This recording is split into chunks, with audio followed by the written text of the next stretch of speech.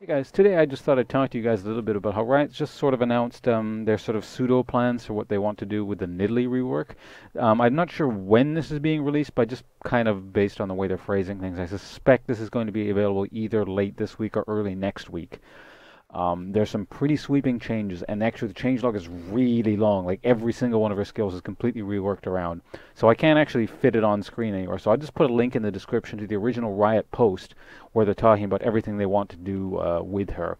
But just kind of as a brief summary, they're giving her Cougar form at level 1. A lot of the base damages and stuff are being scaled back considerably, and they're making her very sort of combo reliant, where she puts marks on people with Bushwhacks and Javelin Toss, and then can kind of blink to people with Pounce, and does enhanced damage to people when they're marked. So she's like this weird combo reliant, half, poke, half all in kind of champion.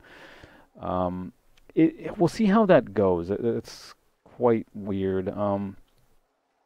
But the thing I'm actually most interested and excited about, which is sort of weird considering how extensive these changes look, is that they're actually fixing her auto attack animation. I don't know if people have realized this, but Nidalee has, like, in my opinion, the worst auto attack animation in the game. Not because it's actually the worst, like that probably belongs to Karthus or something like that, who has this really slow auto attack animation.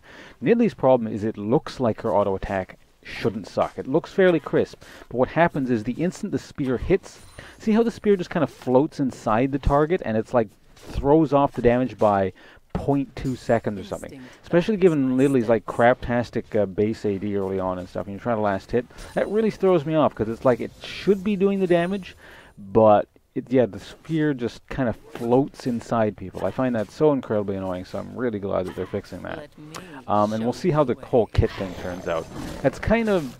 I don't know how I feel about what they're doing to the kit. I mean, I'm not going to comment because I haven't tested it. It could be really cool. Like, I might actually, end up maining it or something like that. Who knows? But, it's unfortunate because Nidalee had occupied this weird space in the game, which I don't think was a terrible thing. Just like, the nuclear tipped spear thing, where you just kind of you typically don't one-shot people. Sometimes you do, but it's more or less two-shotting people from across the screen, and it's just kind of this interesting siege dynamic to the game thing that no other champion really had.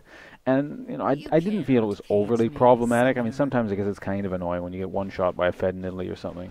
But, you can always pay attention to the screen and generally avoid most spears. But, I'm open-minded, so I'm going to look forward to what the kit actually does.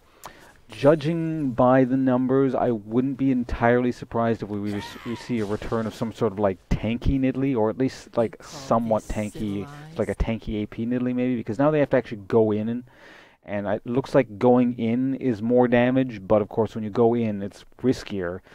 So we'll see. I really actually did enjoy the old tank Nidalee build a long time before they nerfed the crap out of it. So maybe I'll experiment with that again. And maybe mix in a bit of AP, or maybe even try like a tank AD Nidalee again, see how that works with, what's that item called? Trinity Force or something like that. I don't know. I'm not going to mass craft it right now because it's pointless. I'll just go in game and test it out, for myself.